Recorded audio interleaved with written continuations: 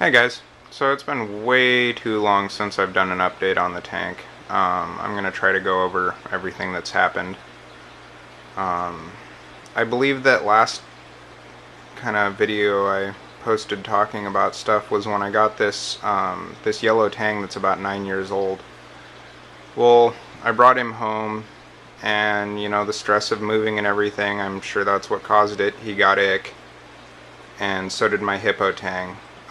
Fortunately, no one else got it. I ended up using, after reading a bunch of mixed reviews and everything, I did not have the option for a quarantine tank or anything, especially one that I could fit that yellow tang in. So after a bunch of mixed reviews and stuff, I ended up using Cordon Ick Attack. I used it for about 6 weeks, and it worked.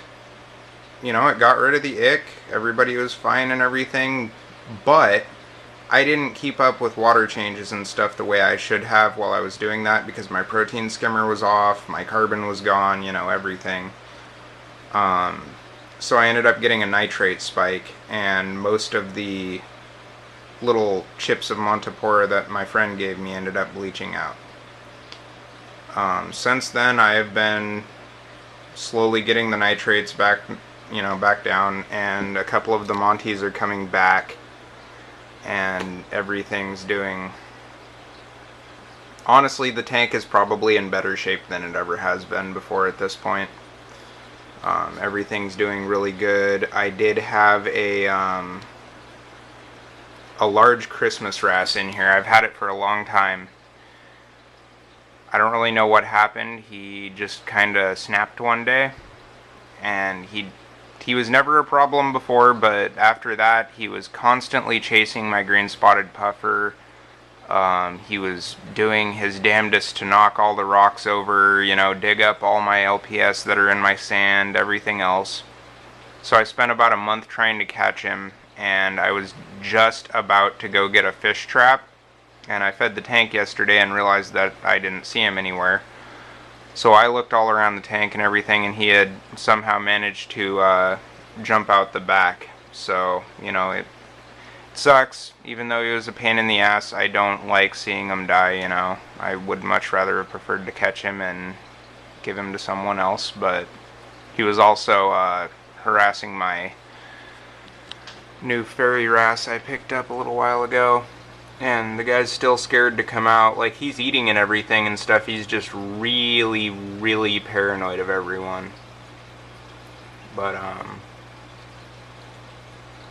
he seems to be getting better, so... He seems healthy and everything. He's just scared.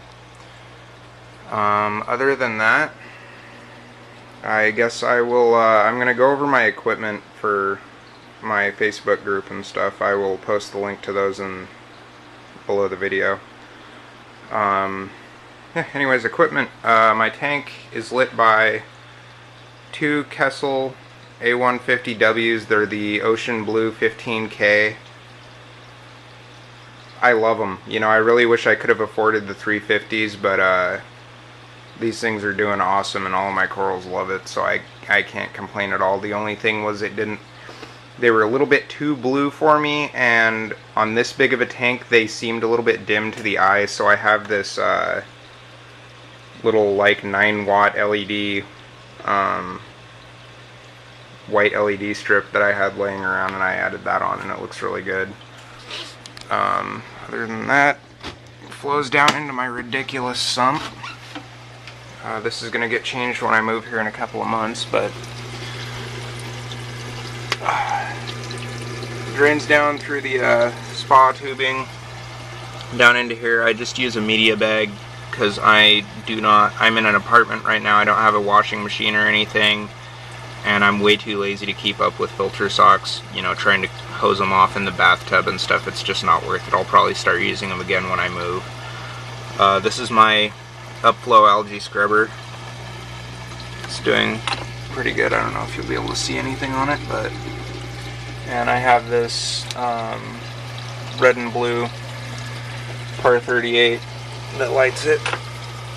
I just have this in there to kind of block bubbles and light from getting to this side of the sump. Since it's an open sump. I've got a Corellia down there just keeping the water flowing. And my bag of Chemi-Pure Elite. And my Bubble Magus NAC 7 cone skimmer. I picked this thing up used with a brand new pump and bubble plate for a total of $135. This is by far the best skimmer I have ever had. This right here is about 5 or 6 days. Yeah, this thing just rocks. My heater and my Eco 633 return pump. You know, it's a really cheap pump and stuff. I have had no issues with it. It's not very loud. I've been using it for almost a year now. It seems to do great, so. Anyways, that's my equipment, and I guess I'll go over some of my newer corals. I picked up this Duncan from a friend. It's gotten like 3 or 4 new heads since I got it. It's a Recordia Yuma. There's 2 of them there, and there's another little tiny one that it just started. This Blasto was dead like a month ago, and it's coming back with a vengeance, so that's really cool. I picked up this Purple Ribbon Gorgonian. That thing's doing great. I've heard how hard they are to keep. I was worried about trying, but it seems to be doing really well. My favorite coral, my Neon Green Nephthya. That thing's getting huge. I'm going to have to frag it soon.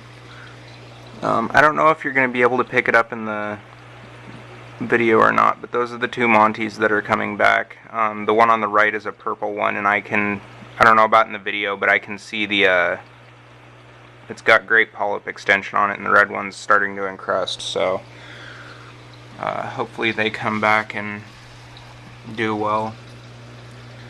There's my hammer, so I've been working on my Zoa garden lately. Some of them are kind of pissed because the rose bubble's been wandering around, but they're all doing really well. My clam's still doing pretty good at the bottom of the tank. Some more Zoas and Pallies.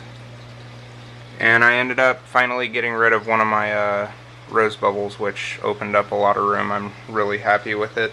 So, anyways, before I ramble for too long, there's my update.